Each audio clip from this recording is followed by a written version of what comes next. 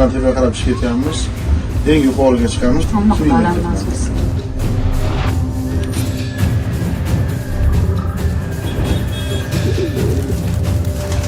O'zbekiston Tailand o'rtasida turizm hamkorligini yangi bosqichga chiqarish.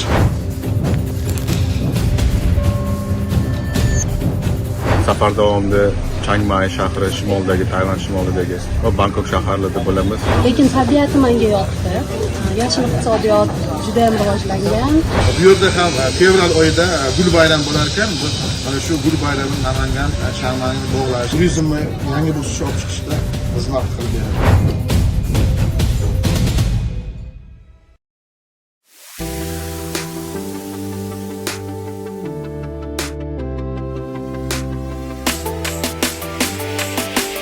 Tailanddagi Chiang Mai shahridamiz. Ayni paytda biz turgan kvartal musulmonlar kvartali. Bu yerda Xitoy musulmonlari, millati Xitoy, lekin o'zi musulmon bo'lgan aholi iqomat qiladi.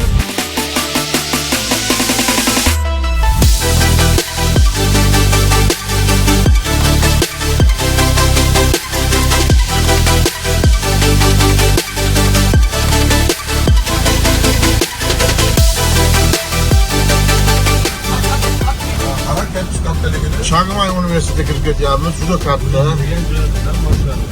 Mana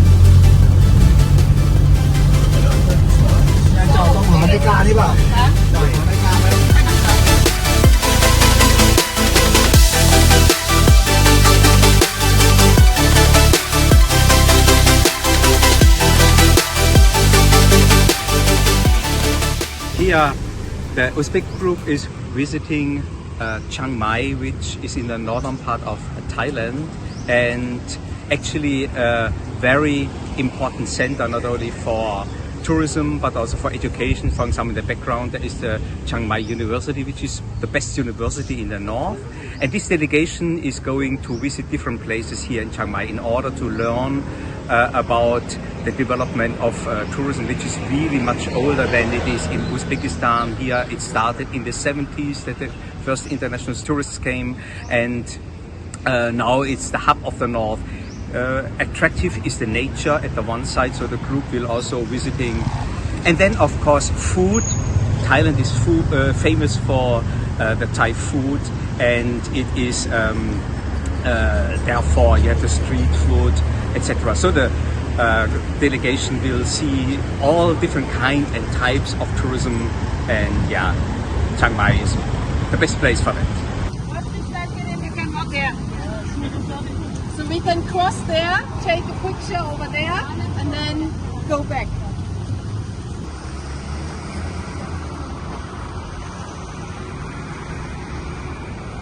University India.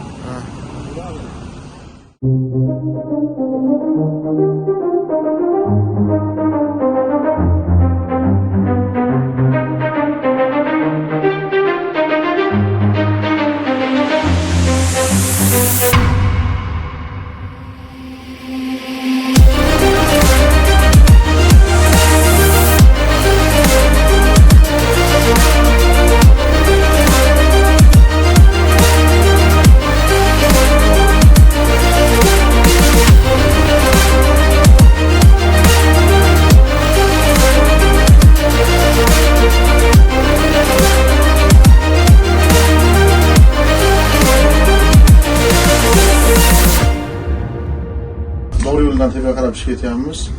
Eng yuqoriga chiqamiz. How much meters? We have to ask the guide. I forgot. 1500. Dengiz sathidan 1500 balandlikka chiqamiz. Qaysi tepaga olishamiz? Tepada o'sha qadimiy ibodatxona. Chiang Mai shahri Tailanddagi eng qadimiy qirollik poytaxtlaridan biri bo'lgan.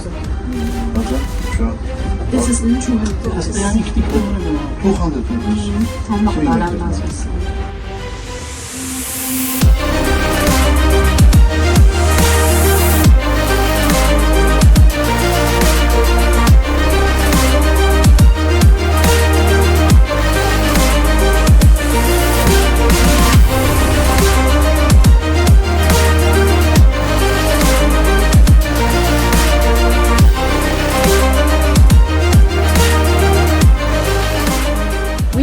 here with the study group in Thailand, in Chiang Mai, in northern Thailand. And the aim of the study tour is, number one, to learn more about cultural tourism, because Thailand has a lot of experience in cultural tourism since more than 20-30 years. Then we also will go to a community-based tourism village, and this is a little bit different than the village tourism you have in Uzbekistan, and this is also something we will explore and to discuss what is the difference, what is better, what can be maybe, what kind of elements can be taken over, what can you, the participants, also learn, and maybe also improve in Uzbekistan. So that is the main aim: cultural tourism and community-based tourism, to learn more here from Thailand. İlk günden Tayland'dayız. Tayland'da Germaniya Xalqaro hamkorlik tashkilotini ko'magida o'sha Farg'ona vodiysi turizm tarmog'ini rivojlantirish jamoat tashkiloti faollari bilan birga bu yerda o'quv turini tashkil etilyapti. Umuman bu tur O'zbekiston Tailand o'rtasida turizm hamkorligini yangi bosqichga chiqarish, umuman bu yerdagi tajriba almashinuv, masalan madaniy turizm, qishloq turizmidagi Tailandga erishgan yutuqlari. Mana bilamiz, bir yilda qariyb 60 millionga yaqin sayyoh Tailandga tashrif qo'yadi. Buni siri nimada? Biz bugun mana shu o'quv turimizda aynan mana shu jihatlarga alohida e'tibor qaratyapmiz. Mana biz bugun o'sha juda katta ibodatxonaga keldik. Bu yerda juda katta majmua barpo bo'lgan. Mana shu yer o'ziga bir yilda 7-8 million sayyoh tashrif buyuradi. Mana biz kun davomida mana qishloqda bo'lyapmiz. Mana qishloq turizmini shuni o'rganyapmiz. Mana O'zbekiston Tailandda turizmini bog'liq jihatlar juda ko'p. Mana biz bugun Chiang Mai degan tarixiy shahardamiz. Tarixiy shahar yana bir qiziq tomoni Namangan bilan bog'liq tomoni. Bu yerda ham fevral oyida gul bayram bo'lar ekan. Mana shu gul bayramini Namangan, Chiang Mai'ni bog'lash. Mana biz bu yerda yana bir yaxshi an'anaga asos soldik. Bu yerda biz Nan xonim bilan birgalikda o'sha vodiyyi turizm elchisi maqomini, Namangan turizm elchisi maqomini Nan xonimga berdik. Bizni bu hamkorligimiz turizmni yangi bosqichga olib chiqishda xizmat qilib beradi.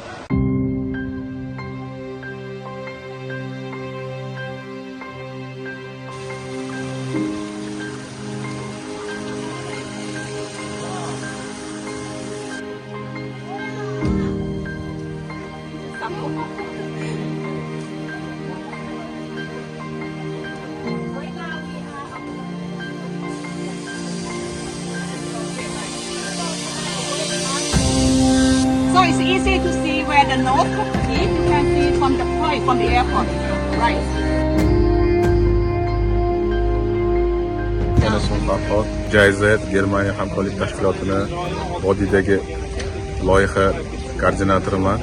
Safar davomida Chiang Mai shahri shimoldagi, Tayvan shimolidagi va Bangkok shaharlarida bo'lamiz. Maqsadimiz bu yerda jamoatchilik turizm, ayniqsa qishloq hududlarida, tog' hududlarda turizmni qanday rivojlantirilyapti, bu haqida tajribasini o'rganmoqchimiz Tailandda. Tailand o'zingizga ma'lum, har yili mana 40 millionga yaqin turist kelar ekan bu mamlakatga. Chiang Mai bu shimoldagi bitta kichikroq shahar bo'lganiga qaramasdan, bu yerda ham juda xorijiy turistlar, ayniqsa Yevropadan turistlar juda ko'p ekan. Farg'ona vodiysi, Qashqadaryo viloyati, Qoraqalpog'iston Respublikasidagi turizm faollarini hammasini yig'ib, turizm boshqarmalari vakillari, shularni hammasini yig'ib biz Tailandga olib keldik. Maqsadimiz ularga bu yerdagi tajribani ko'rsatib, o'zimizga mos keladigan jihatlarini shu O'zbekistonga borganda bir amalda qo'llash va bizni ham o'sha turizm rivojlantirishga hissamizni qo'shish.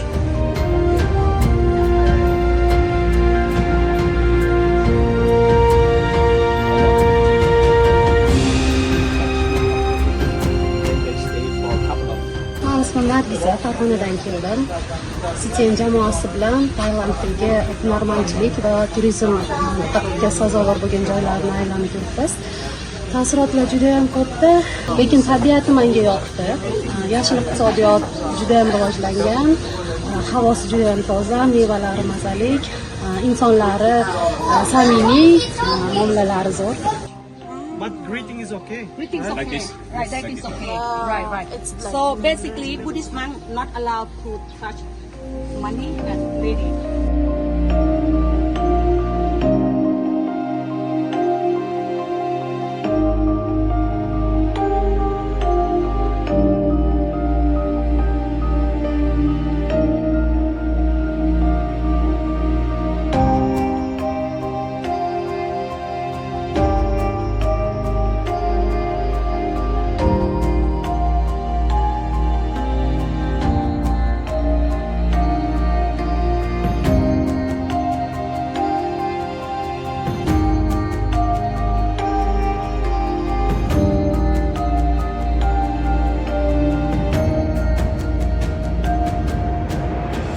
right now, we are at Deutsche State Temple, and I am very pleased to welcome people from Uzbekistan. And right now, they are on the case study for the tourism industry, and very pleased to welcome to Deutsche State Temple, and very, very happy to exchange the idea or the information about that. Hopefully, we get some more of the tourists from Uzbekistan, and we would like to learn more about your culture as well. So we are Buddhism, but maybe something slightly from the way you are. Please provide us some idea if we are not really understand the way that you are, and we really pleased to exchange that. Also in Chiang Mai, we do have the flower festival, which is going to be handled on February. Normally, we're going to be held on the first week of February. We try to do that on Friday, Saturday, and Sunday. So we do have the flower festival as well. The same Namangan. as in Namangan. So we may be not same beautiful as you, but we do have something beautiful. So welcome.